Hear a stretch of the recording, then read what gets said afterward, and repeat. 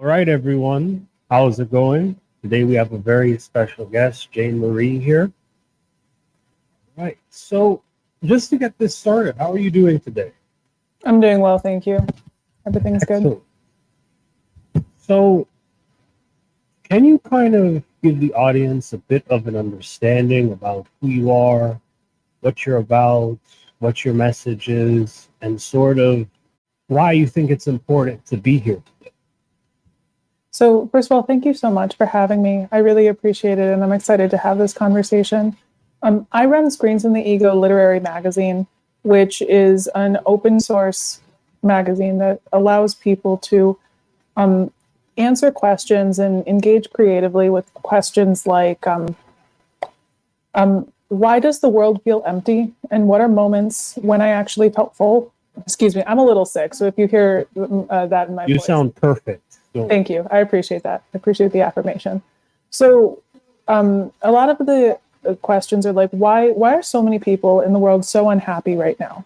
And why did mental health become such a major topic of discussion after human beings no longer had issues like widespread hunger or sickness? And what are the things in your life that you're doing that make you feel whole and happy? And what are the things that are making you feel isolated and atomized? So it's an open source magazine that's gotten everything between poetry, live performance rap, extended nonfiction essays, interviews. And it's based off of a book that I wrote called Screens in the Ego, a meditation on Gen Z. And that book is about my experience, with like a Middle Eastern background. It talks about the differences between the way that the Middle East is undergoing cultural problems, but a lot of times people say that like things like depression and anxiety don't those don't happen here. A lot of people in other cultures don't even have a discourse to talk about mental health, and they are capable of describing really deep concepts about like their own sadness, but they use a religious framing to talk about themselves. And I think that Western society, before people talked about mental health, Western society did talk about the idea of like the inside of you, but they used the word soul to talk about mental health. And now we have kind of a medicalized understanding of our own internal lives. And I know that the Middle East definitely does not. It has a more religious framing of that idea. And also just experiences that I had in college and jobs that I've worked and things like that. So that's kind of the topic of my book, and that's what motivated me to make this magazine, and I really appreciate talking to you about it. Excellent. So you mentioned the Middle East interpretation of mental health. I'm not very familiar with that. I don't think a lot of people are. Can you kind of maybe elaborate on that so people can kind of pick up more on what you're saying? Yeah, definitely. So I guess that the easiest way to think about it is the way that like people in Western society before Freud were talking about their own feelings and their own like sadness and stuff. Like if you have read a book maybe from the 1700s or the 1800s, a lot of times they'll talk about things like grief and shame, and they'll use those types of words, but they won't use words like anxiety and depression, right? And the difference between grief and shame and words like anxiety and depression is that even though like physically maybe they're talking about the same internal sensation, right? Like if I feel really if I'm experiencing heart palpitations or I feel a tightness in my throat, maybe what I'm experiencing right now is called anxiety, but what they would use in the 1700s to describe that same physical sensation would be nervousness, grief, things like that. So it's just about the vocabulary that people have to describe what's going on inside of them. And then also just like a religious framework about who you are and what your life is kind of sets you up for a different understanding of what your goals are. So in Islam, you have like a triad of I'm thinking of the word. So you have a triad of the way that you frame all the terrible things that happen in your life, right? So it's very clear in the Quran that God will send you tests called fitnas, and it's your job to endure the tests, but he will send you little good things in your life that will help you get through the tests that he's given you, and those good things are called Rahman. And the process that you go through in terms of like accepting the trials that you were sent on earth to endure will eventually lead to tawakkul, or completeness, or like a unification with God, right? And this is a pretty standard triad that is seen throughout a lot of Abrahamic faiths, right? And it does a lot for a person's psychology. One, the idea that like you come to this earth for a purpose is something that secular like mental health culture doesn't really like have a framing for like why we're here, right? Like the general purposelessness of American society is something that religion has been answering for people for the past 5,000 years. And now, as we've kind of leaned towards a more secular viewpoint, we've lost that sense of this is the purpose of my life, right? Also, religion will tell you like how the story ends before it even starts. So you come to earth, whatever happens to you is going to happen to you, and then you're going to go back. And I think that when in modern society we're experiencing a really, a really serious existential, problem with not knowing when the end of our life is, or like constantly trying to curate images, or like being really preoccupied with like the narrative of our life, or our legacy, or like what's the story of me, right? And that's that type of like constant self-definition is not something that is common to all people or common to all cultures. And it's really important that people understand that that's really a mark of our time. And this idea that like you have to like think about, you have to define yourself and like, this is my brand, this is my story. That's not something that most human beings were asked to do throughout history, because most human beings were told that the beginning and end of their story is just life and death, and then whatever happens in the middle happens in the middle. So did that answer your question? Yeah, you answered it definitely. Cool. This concept of the triad, as you explained it, I think is really, really fascinating, and it definitely reminds me of kind of the American dream in a sense, because it sort of pushes that idea of that kind of predetermined destiny: the wife, the kids, the picket fence, the job, the stay-at-home mother, sort of that. But it also brings up another thing in my head. While you were talking, I was also thinking, what about a purpose in life? This sort of reminds me of that, because I think, generally a lot of people, men especially and women too, they need kind of a purpose in life in order to feel fulfilled. Do you think the triad in a way kind of helps to fulfill that need, and maybe that could be a way it could integrate better with that idea of Western culture, because we tend to look for things like purpose. Yeah, absolutely. And I think that everyone at some point, every culture, every society, and every person at some point is going to have to ask themselves, like, why am I doing what I'm doing, right? And I think that the way that what I said reminded you of the image of the white picket fence, it made sense, because a lot of times in Western culture, your purpose is to produce things, or your purpose is to achieve things. And you are, many people, including like me when I was like in high school and stuff, like I was completely obsessed with trying to prove that I was as good as the people around me, because I like got good grades, or like a pretty serious preoccupation for me and all of my friends in college was in high school was what college we were going to go to. And that was like in retrospect a really terrible thing to preoccupy ourselves with, because we were trying to prove to each other like who's better based on who went to what college, and it was just that's terrible.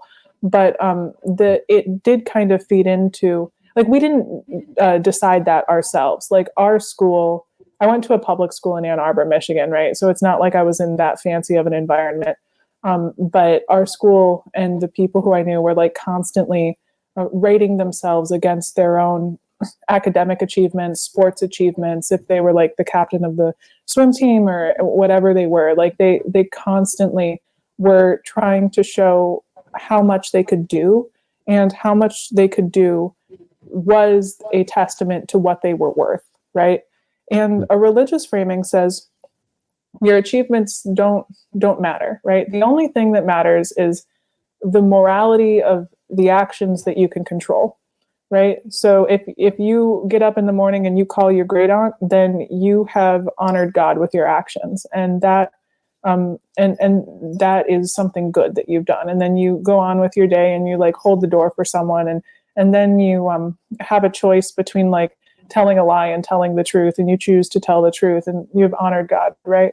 So the way that a person who genuinely like has like genuinely believes in God, and actually like frames their entire worldview based on religion, they're evaluating their worth based on the morality of their actions, not on the results of the work that they do or whatever. Does that make sense? That makes a lot of sense. And you're quite right on that, because I think that's something that even I and a lot of other people struggle with too, because when you reach that level of competitiveness, and I don't know, maybe it's just how the system in America is built, maybe how it's built on this kind of capitalist system, but it's sort of this whole, you get better, and the better you are, the better you are as a person.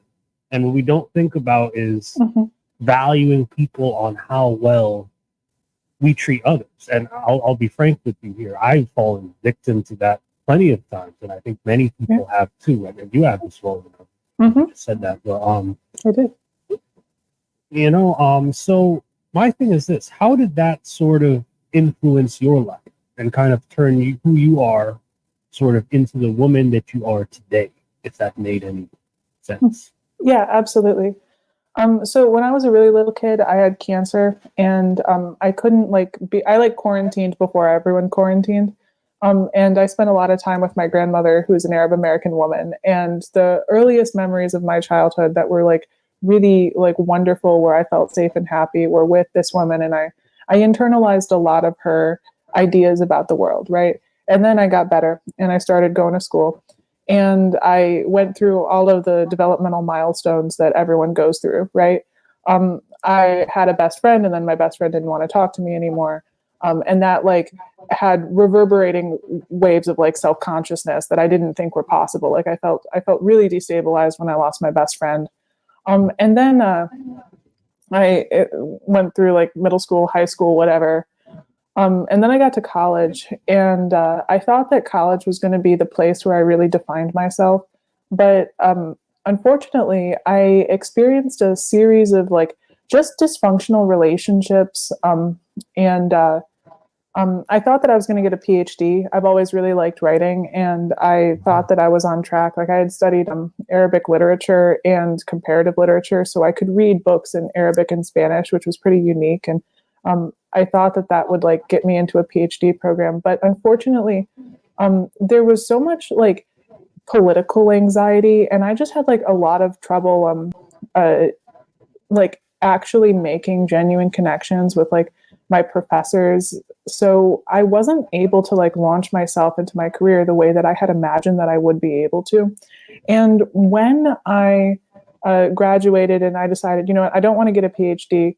I also like high key, there's a real problem with like universities in America right now. Like people who are getting PhDs are not treated well. They're not paid well. And then like if someone is treating them badly, or if they have a hostile work environment, there's really no recourse to like make that environment better, because you are completely beholden to like your advisors. And if so there's a lot of problems in terms of getting a PhD. And ultimately, I'm very, very grateful that I didn't do that, because I was able to spend the years after college developing my own creative freedom. And I didn't have to worry about someone else evaluating my work or giving me a grade on it. I could just write what I thought was important. And I developed relationships with people who really understood what I was trying to do. And that ultimately led to me writing my own book, which I'm really proud of. My book like has a certain amount of like controversial material in it, or like at least material that like different people would have different opinions on. But I'm really proud that I was able to just bring that forth because I was speaking what I thought to be true at the time, without being completely shackled by like, oh my goodness, what are people going to say about me? So basically, I'm talking about like finding authenticity, right? So as opposed to comparing myself to the achievements that I could make, what other people were going to think after I wrote it, and what it would do for my career, I wrote this book because this is what I believe to be true at the time that I am writing. And I think that these ideas will help the people who read this book. And that was what authenticity was. And I know that that's honesty in the way that religion would frame it. So that's kind of how I got onto these ideas.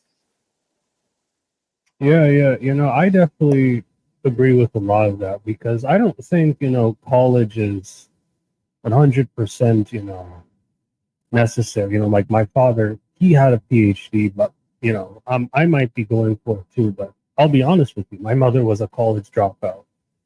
I wouldn't be here right now if it wasn't for a college dropout. So, I agree. And that's exactly why I'm going for a master's. But, at the end of the day, I think it's healthy more so to see a degree as a tool, to just help you with your goal.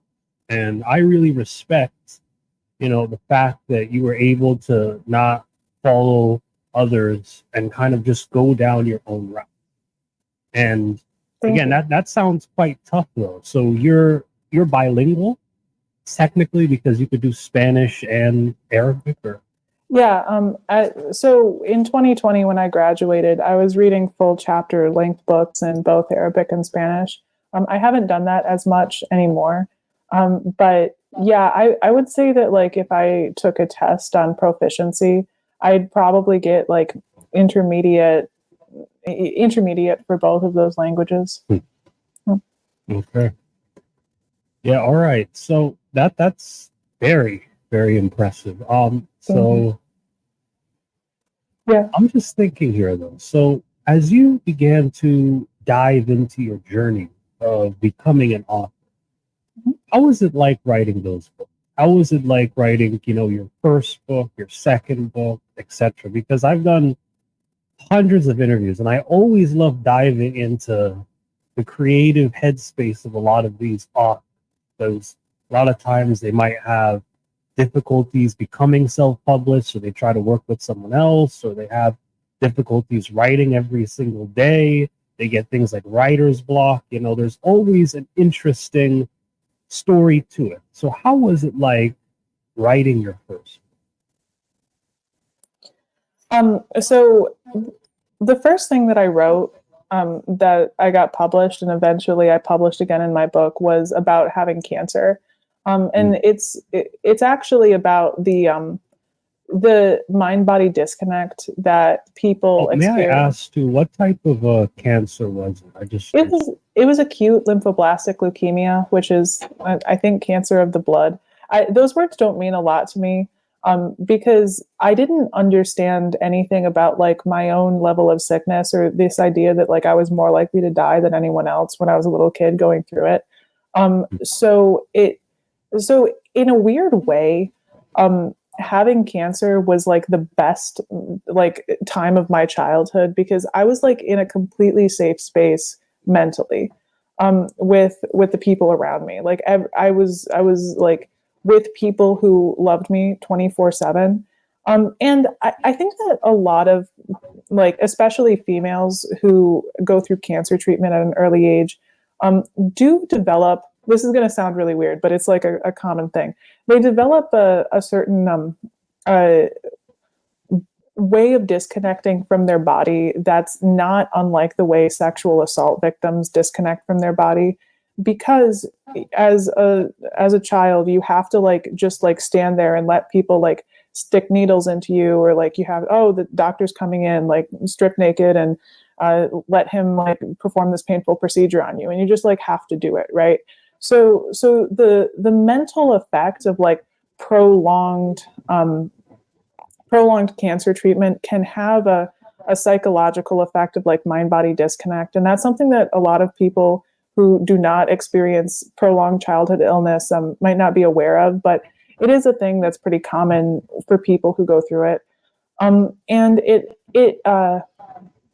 it's pretty interesting because like even now as an adult, like if I cut myself, there's a very long, like if I accidentally like have an injury or something, like there's a very long delay between like when I notice that I'm bleeding and like when I'm like, oh, like I feel pain now. Like the length of time that it takes me to register pain, even as an adult, is much, much longer than it is for like my husband. So he's like, dude, doesn't that hurt? And then I'm like, 3 seconds later, I'm like, yeah, that did hurt. I should go get a Band-Aid. So I think that's, I don't really remember what question I was answering when we got on that.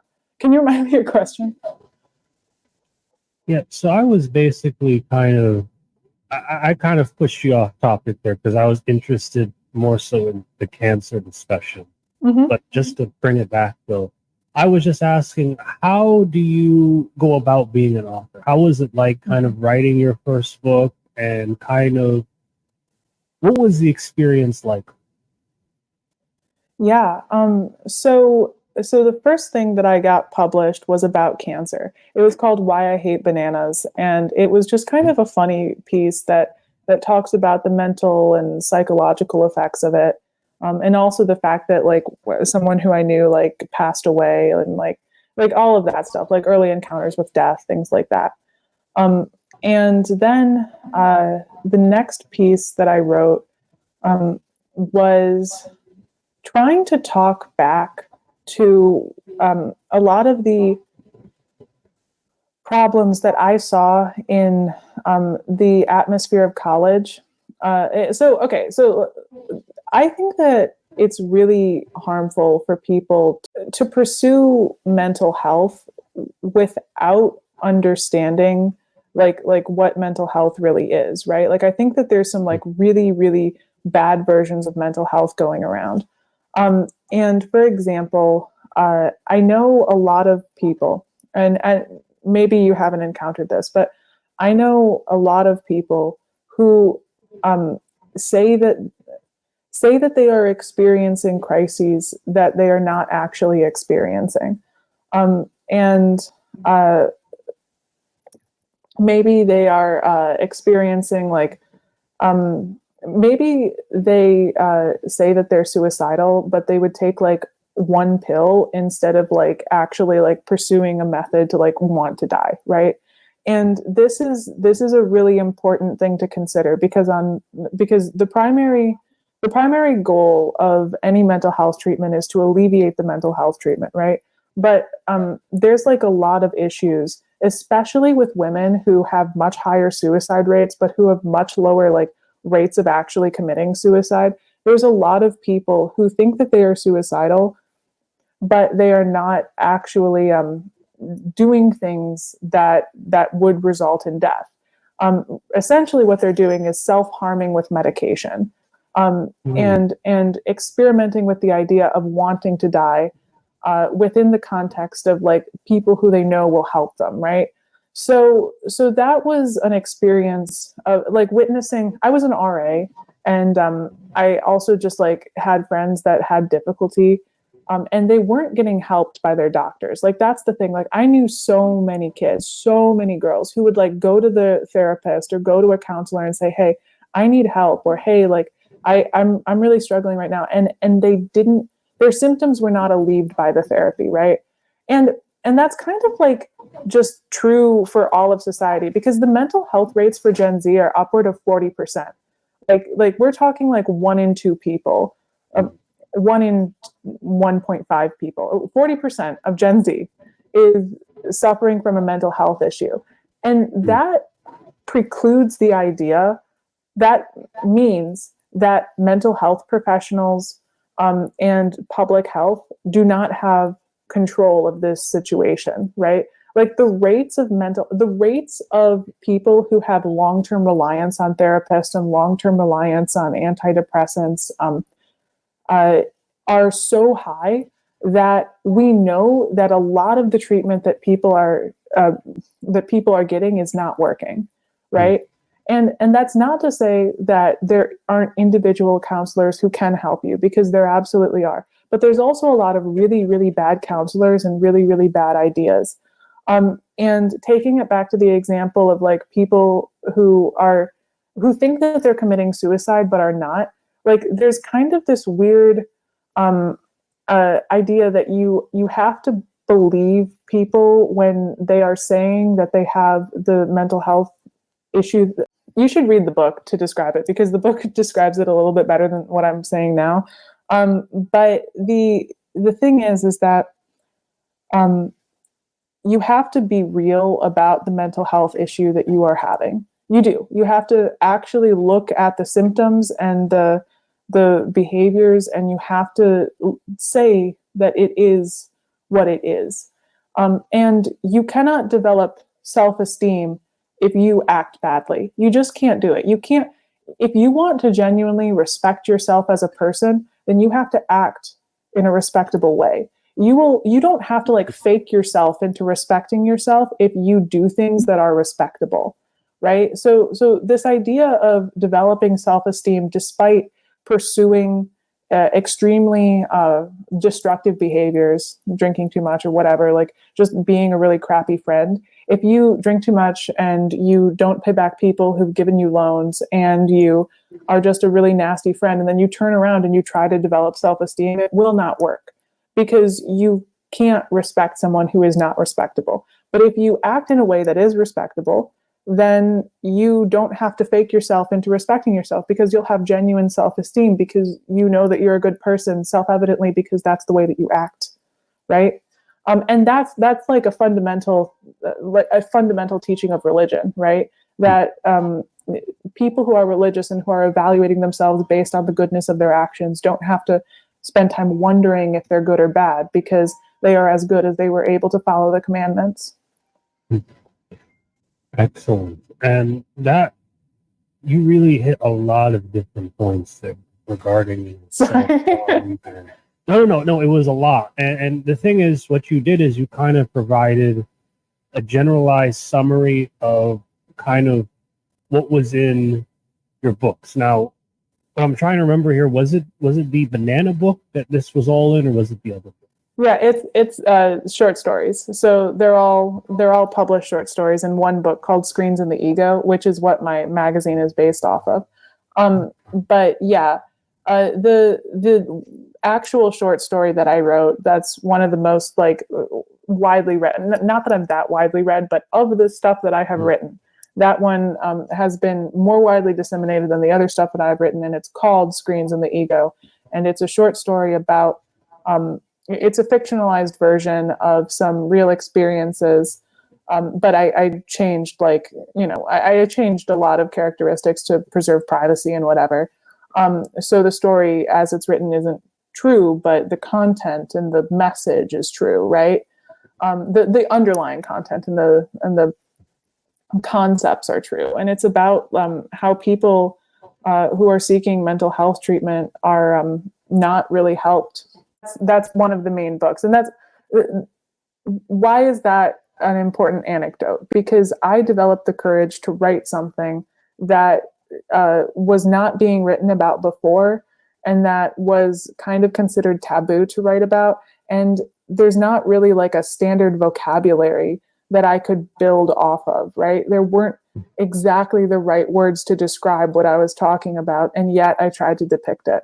And once I did that, then I could start telling my stories. And the main experience of writing my book for me was saying, you know what, screw everybody. I'm going to write what I believe is true. And that's the reason that I wrote the stories. Excellent. So when you wrote these stories, though, you mentioned it being in an open source magazine. I don't really know what that is, but that sounds interesting. Yeah. So the stories are published in a book, and they're you can buy it at Barnes and Noble or Amazon or wherever you buy your books. I also have a literary magazine where after I published my book, I was like, you know what? I want to give other people a platform to speak their truths, right? And that magazine is just an online magazine that I run, and I'm soliciting submissions from people. So like if you wanted to write something, or if any of your listeners said, hey, like this is an idea that's like I've been thinking about and I really want to grapple with it, but I don't really know who would read it or who would put it up. Send it to me. I have the submission guides on my website, janemarieauret.com/submission guide. And you could send it to me. And I love honoring pieces that are meaningful to people, So if you're writing from an earnest heart, I'd love to put it up. So, as we continue forward with this, what is your writing process? Yeah, that's a good question. I think that my writing process starts with me being angry about something, and then me, instead of staying angry, I go into the experience and I stare at the memory or the idea until I can break down what has caused this issue. Um, what is the like miscommunication between me and the other person, right? So like what do I think about this issue? Let's take an issue, whatever issue. And it'd be easier if I gave an example. So I mean, mental health is like the main thing, right? But also I could talk about like the equality between men and women, right? Like that's a really big issue. And also like there is like no tolerance in the Middle East for this idea that like women and men can essentially perform the same roles, or that they're the same level of like strong or whatever. Like the Middle East does not really have a cultural acceptance of Western feminism. And that's not me generalizing about that. That's me stating something that's true, right? So for a long time, honestly, it's kind of funny. So like, okay, a lot of professors in universities have problems with talking about Middle Eastern literature because a lot of times it will depict things that are considered wildly inappropriate and not feminist, right? And like, instead of just reading the Umayyad poet, that's like a period of history in the Middle East, the Umayyad Empire. Instead of just like reading him and trying to connect with him on an emotional level for what he's experiencing and thinking, they're like, oh gosh, I don't really know how to reconcile this idea of Western feminism with the Middle East. For 4 years, when I was learning to read Middle Eastern literature, that was like a source of anxiety for everybody in the room because nobody wanted to say things that came off as rude or insensitive, and at the same time, like we were reading material that was coming from a completely different culture. So my story, My Brother the Fanatic, kind of gets at that because the truth is that there's a relationship between feminism and the amount of violence that you experience on a day-to-day basis that people don't really understand. But this is like inside the U.S. as well as outside the U.S. Like if you just took the U.S., right, and you're like, okay, what are the most violent sects of the United States? Like what portions of the population tend to have the most violence, right? Or like see the most violence? Well, there's police, there's people who are in the military, and then there's people who are involved in inner city violence, right? And between the police and the military and people who are involved in inner city violence, even if they have no common like political party or whatever, all three of those groups tend to reject feminism, culturally speaking.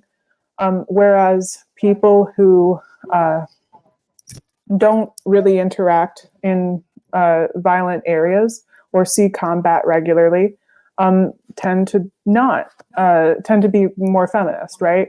And the Middle East just has a legacy of patriarchy where like I mean, so patriarchy right now has like a Western definition, but before it had a Western definition, it meant like a pre-capitalist social formation where like tribes of people would basically defend themselves against other tribes, right? It's decentralized, patrilineal, just this person here, this is the family, and this is their group, and this is a family, and this is their group, and that's kind of how the region works, right? So in any region where there is a legitimate chance that like someone's going to break into your house and do something terrible to you, like you're going to send your men to do it. Like you just are. Like in a situation where there is a tangible and constant threat of combat, men will be the people who fight that combat. And if they are your protection, then they are your authority because you need protection. And that's just kind of the way that it works, right? So basically the idea is just like the story, My Brother the Fanatic, kind of brings people back to reality about like, hey, you know, people who are different than you mostly have a reason why, right? And if you just can't understand why anybody would like believe that, then there's probably a fundamental difference in their perspective that's causing them to believe that. And also just like, in the same way that like anthropology is like such a, this is a separate thought. Let me pause for a second. Did that make sense? Do you want any clarification? It made a lot of sense. And personally, I just learned something new because I always thought patriarchy was more gender associated, but it also has a deeper meaning too with this concept of tribes and those types of things. So, and also the violence too, it's quite an interesting thing. What do you think is the reason for that increased violence in areas that might not really support feminism as much? Yeah, so I think that the reality of violence talks back to feminism really quickly. And as long as you feel protected and safe, and as long as you feel protected and safe, then, you know, women are smart and capable just like men. So there's not going to be a compelling situation where like a woman cannot do something that a man can do. As long as you are safe, women and men can basically do the same thing. As long as you are safe, women and men are able to pay taxes. Women and men are able to, you know, engage in politics. Women and men are able to earn incomes. The moment you are not safe, women and men have different roles. Men just fight better. They do. They fight more and they fight better, and they have always fought better, and they have always been the people who like lead armies. They just are. And that's like not me being sexist. That's me talking about 5,000 years of human history. Like the warriors in like Yoruba are males. The warriors in the time of Hammurabi, which is like what 3,000 years before Jesus Christ, males. The warriors in modern China, males. The warriors in all of Western history up through like 1950, literally up through World War II, all the warriors were males, right? Like the reason that like so many cultures throughout so much time has sent men to fight, because men fight. And that's just a reality of the situation. And the only reason that modern America was able to take off on the feminist trajectory that it did is because people felt extremely safe, because they were living in the country that had the atom bomb. And in the areas that people did not feel safe, they didn't take up feminism. That is a very, very interesting piece of insight. It could probably explain why a lot more first world countries tend to embrace these more liberal, new world topics. You know? Yeah, Right, no, exactly. And I like how you also have different views from other cultures too, because you know my family is actually from the Yoruba tribe. We were slave shipped to the Caribbean, so that's a very interesting insight, you know. And again, when it comes to wars right now, what is your opinion of what's going on with mind if I ask Israel and those types of things? Are you your insight? I think would be really really interesting because again, this is a long form conversation. So I just like to know. Yeah, definitely. I think that the first thing that we need to understand is that there's really no such thing as a Palestinian people, right? And that's something that a lot of people who are on the side of like Arabs don't want like people to know about. Very, very long ago, there was a group of people who did not speak Arabic who were called Philistines with an F. And then uh, the Ottoman Empire, many other empires, including the Ottoman Empire, came in, and the people of the Levant, in Lebanon, in Syria, in Jordan, and in the region that is now Israel, Palestine, they were all Arabic-speaking peoples, and they had a patriarchal culture that was patrilineal, Muslim, and they had the identity of Palestinian was something that came much later, right? So the first thing that you need to understand is the Levant has always kind of like been one thing, right? So Israel came in and they said that Israel was created because people were being murdered in Europe. And unfortunately, they needed to be relocated. And it was natural to like let them live in their historical homeland, right? And like the right. So what am I saying? So I'm saying that when they came in, they didn't just offend the Palestinian people. They offended Lebanon and Syria and Jordan. And that really reverberated throughout the Middle East. And that was like one of the main reasons that there's like a central Arab identity now. So the creation of the state of Israel is one of the like major things that mobilized the Middle East to like think of itself as a united thing, right? So it's not really a conflict between Israel and Palestine. It is symbolically a conflict between people of the East and people of the West almost. Just because it was like so fundamental to just because like the idea of being Palestini isn't that's not that's a made up identity. That's like a Lebanese person saying that they're Phoenician, which by the way a lot of them do, right? A lot of Lebanese people who don't want to be associated with the Arab identity, they'll say that they're Phoenician even though they speak Arabic and French.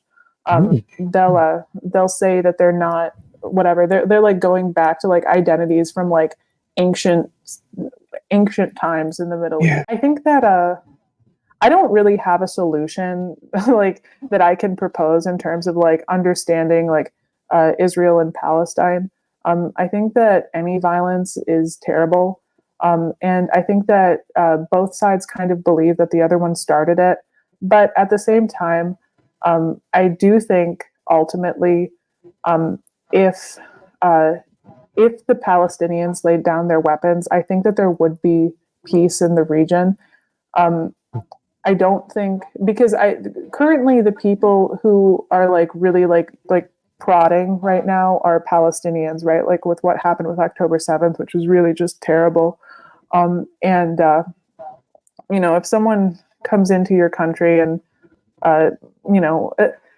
if someone comes into your country, you kind of have the moral obligation to go in and make sure that they can't like do that again, right? Like if someone attacks you, you do have a moral obligation to neutralize them, right?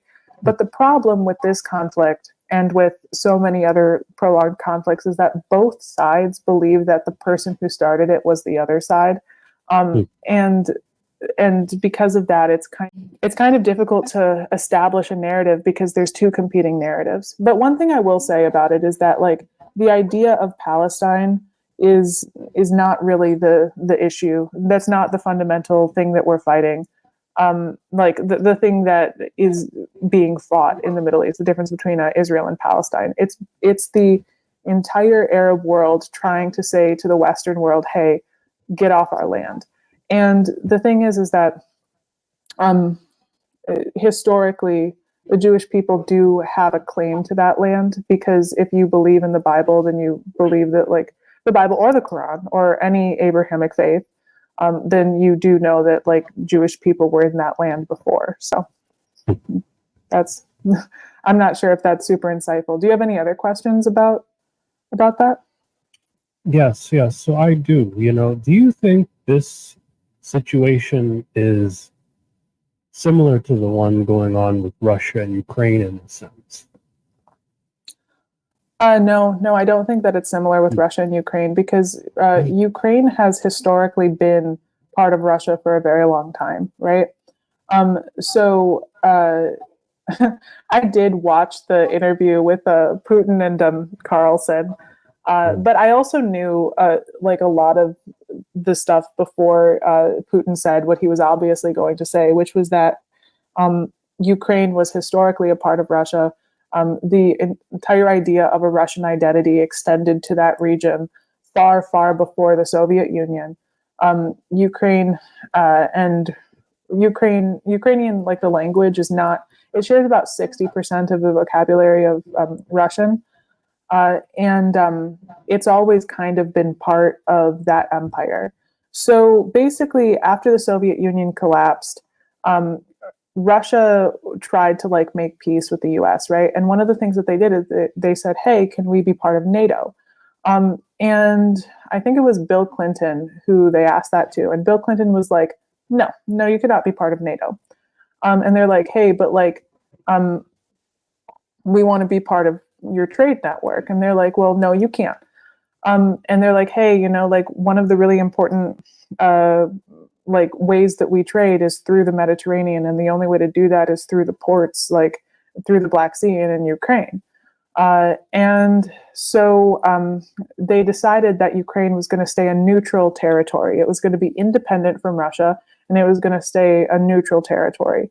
But then eventually they made Ukraine part of NATO, and they committed a coup. The United States committed a coup so that they could establish pro-Western leadership in Ukraine in 2014. And that's part of this, like, narrative that, like, no one's talking about. So basically, they incorporated Ukraine into NATO despite having previously agreed that Ukraine was going to stay neutral, which was basically like blackballing Russia. And Russia had a huge amount of trade between Ukraine and Russia that they decided they were going to tax, because now Ukraine was going to be like a little satellite country, a satellite of the United States, right? And the United States does this all the time. The United States will, like, perform coups all throughout South America, all throughout the globe, actually, all the time. And that's how we established the globalist trade network we did, really, was through committing pretty serious political atrocities. Excuse me. And Russia knows this, and they said, hey, you're not going to do that in literally the most important port of Russia. So I am kind of on the side of Russia. I'm mostly just, like, on the side of, like, not committing coups in Ukraine. And it was just kind of, like, so sad that the entire, like Vladimir Putin was like, okay, like, we have to invade Ukraine because you can't, the United States is not going to control that little nation. I'm going to control the little nation. And then, like, unilaterally, every single media outlet in the United States was like, oh, you need to support Ukraine. And no one in journalism was willing to, like, call out the fact that, like, we did, like, meddle in Ukraine, renege on our promise to keep Ukraine neutral so that both Russia and the United States and Western countries could trade. And now a lot of people have died. So, are you okay? Yes, I'm okay. My camera sometimes freezes out there once. Okay, cool. Yeah. So, you are describing a prime example of what is called framing. That's essentially where the media will set up certain agendas or certain things to push a certain idea. It's called agenda setting theory. And a lot of times, depending on what area you're looking at it from, it's going to push out a different type of idea. And look, there's a certain website, okay, and I'm just going to push this out again. They don't support me, but it's called allsides.com. And you can look at how media pushes out different messages. You'll have one thing that talks about AI, for example, this one news topic, and they would have a very centrist idea on the view that AI detection is a big thing and companies are now making an effort for it, right? But then on the more far right end of the spectrum, you have a lot of people that might be more on the side of these big companies looking at AI detection. They're saying they're definitely doing that. But then on the far left, there's a lot of skepticism. So each of them are going to be framed differently. And why? Because they want to manipulate the behaviors that we have. So again, I'm glad, because again, you're one of the many people, and again, a lot of political activists, well, not many, but a decent amount, they're aware of this. They can pick up that the media wants to manipulate a lot of different messages, So again, that's definitely, a very interesting piece of, stuff. And, you're talking about stuff that, again, I'm researching now, So, you really, really are on top of a lot of this political stuff. So I'm just curious, though, are you thinking about, do you write about politics? Do you write about news? Because you remind me a lot of these political speakers, on places like YouTube that talk about these types of things. Well, thank you so much. I really appreciate that.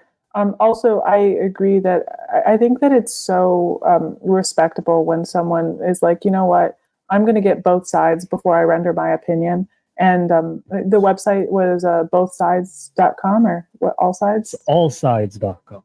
Allsides.com. That's really, really cool. I'm definitely going to check it out after this. Thank you for letting me and your viewers know about it. Yeah, so I do follow politics a little bit. My husband follows it a lot. So I get to hear a lot through him, which is nice because then like he's the one reading like the terribly long books and I'm the one like getting the information, which is super helpful. Yeah, I also do sometimes actually read myself. It's rare, but occasional. And I did think that it was important to research the Russia-Ukraine situation. And the main thing that I did was hang on, let me remember. It was, there's a YouTube channel called the DPA chat that you should check out because DPA is something that will tell you a lot about Ukraine and like war strategy and stuff. There's also a book. It's about the Faustian. I'm sorry, this is gonna kill me. The Faustian failing. I'm pretty sure screen share is an option.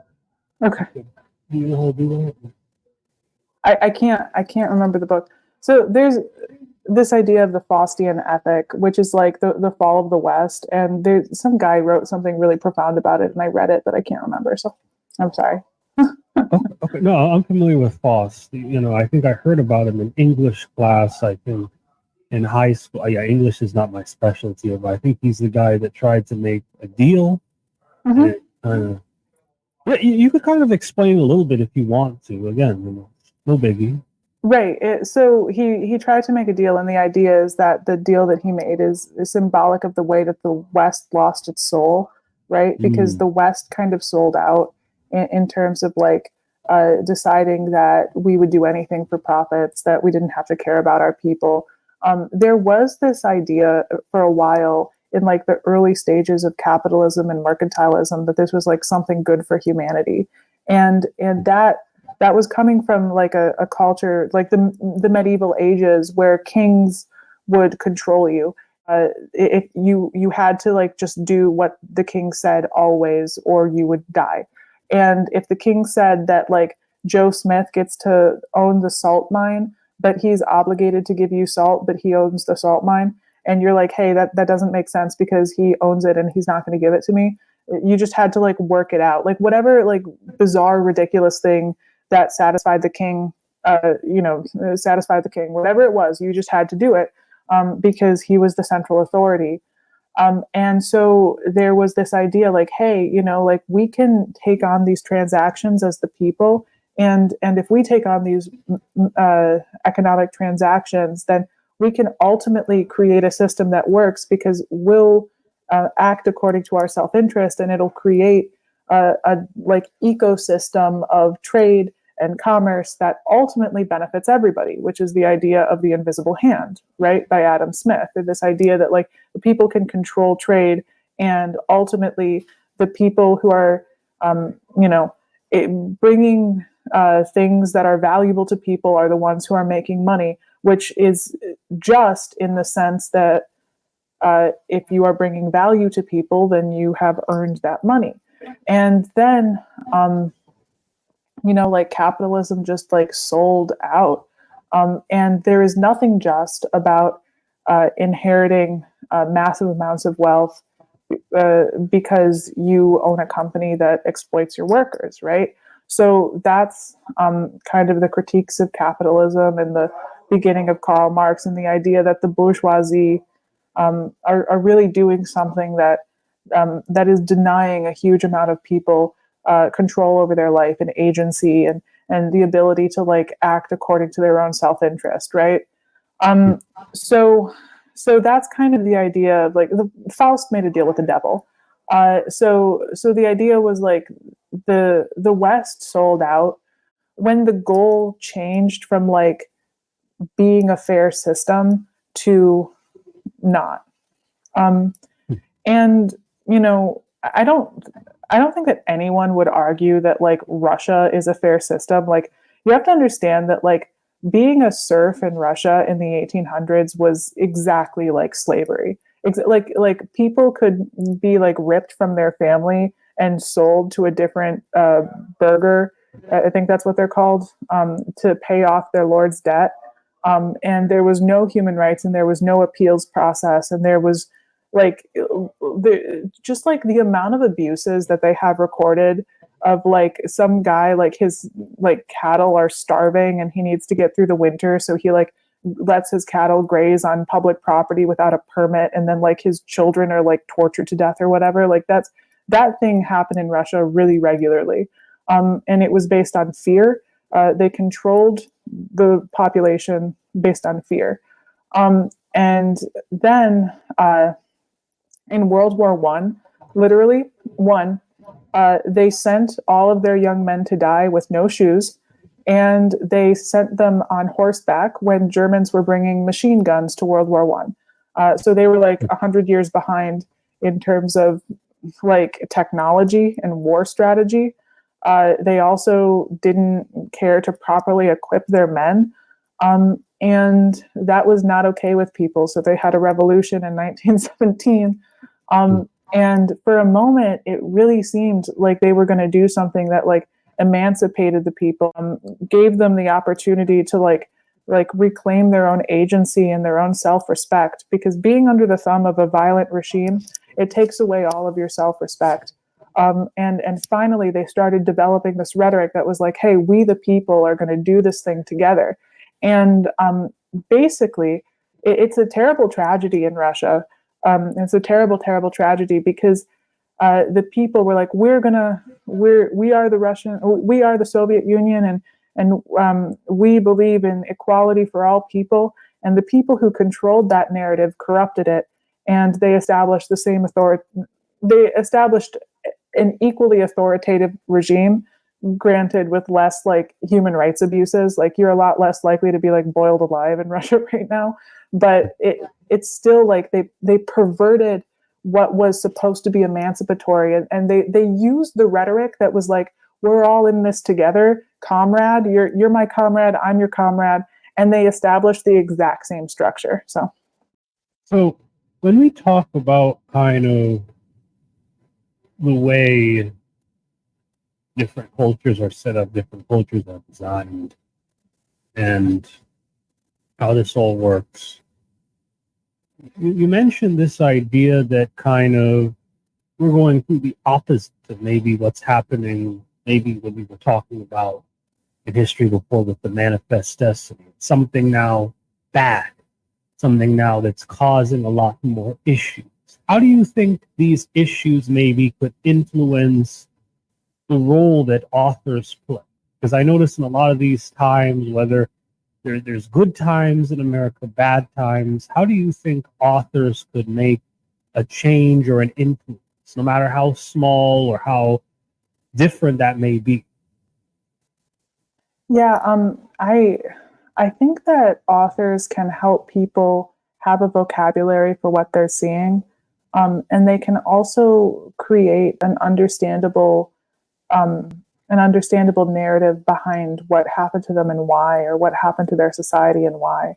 And I don't think that that's just what authors can do. I think that anybody who controls the media or controls television or runs a podcast like you, any person who is a thought leader in their community or who has like a single, group of people who listen to them in some way is helping those people rationalize their experiences, and giving them like the vocabulary to describe it. So I think that authors do play an important role when they're willing to think about things really critically and speak the truth.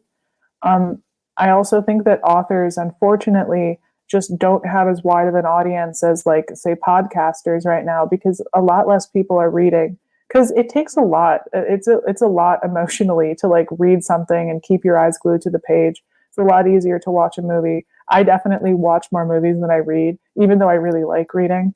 I also listen to audiobooks a lot. But the point is that I think that authors are doing the work of like interpreting experiences, same as podcasters, and I think that that's really the fundamental value of them. Excellent. And kind of as you sort of move forward with your career and your business, what is sort of the future?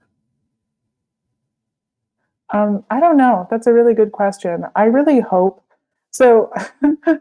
I am trying to get into stand up comedy. I was in my university stand up comedy team. I know that's a sideball. It's something that's actually really fun for me. I'm gonna start like actually. I'm moving to New York soon, and that's super exciting. And I'm gonna try to get into certain clubs and kind of like figure that out and feel that vibe and see if I can't like book some interesting shows. It's very likely that I won't be able to book shows, but I'm still gonna try. And either way, I think that I'm going to just try to continue to write. And if if you don't take no for an answer, um, eventually something will happen, right? So my goal is to see if I can't maybe get a job at it'd be crazy if I could get a job at a news program. I'm always going to continue to, run this magazine and accept submissions. And at some point, I'm going to make my website like even better than it is right now. But I need to hire someone to do that. So definitely check out my website and the stuff that's already on it, because it is really good. And really interesting art, like interesting and valuable art that like I'm really honored that they were willing to share with me. I definitely encourage you guys to submit, and we'll just kind of like try to do this thing together. Definitely. And I think, you have a really good chance breaking into any field, really, because again, you're, an author, you're bilingual, you're from the Middle East. Again, so that kind of puts you in a massive, massive niche. And again, like from our interview so far, you're very well read into politics too. So Thank you. yeah. So, are there any closing? Yeah, go on. No. Hopefully other people will see that. Hopefully, a hiring manager will say that. That's the goal. Excellent.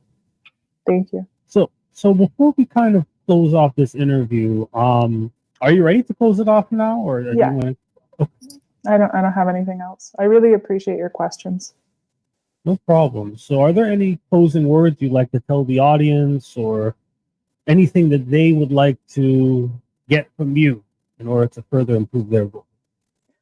Yeah, I would say that one, anything that you really need is already inside you, and whatever you're going through, just know that life is life and it will happen, and that ultimately, I don't know. I don't have any more profound remarks. My remark is that the philosophy that I live my life by is that anything I need is already inside of me, and I hope that whatever you're going through, I don't know. I recently read Richard Pryor's autobiography, and that man lived a really, really dysfunctional life, a really dysfunctional life. He didn't have any control over his emotions. He was had the development, the mental emotional development of a 3-year-old his whole life. But the one thing that he said that always got him through all of the terrible things that happened to him, like him being arrested and him having a series of dysfunctional marriages, and then eventually him getting 3rd-degree burns. Whatever he did, the thing that brought him joy was putting sunshine on his face, and just being in the sunshine. And that was the last thing that he wrote in his autobiography, Prior Convictions. So these are not my words; these are Richard Pryor's words. But put some sunshine on your face. All right, so put some sunshine. Okay, so I want to thank you again, Jay Marie, for being on the show. This really was a beautiful, beautiful privilege. This definitely, I think, would be a great podcast to push out once again. So, yeah, I will see you all next time.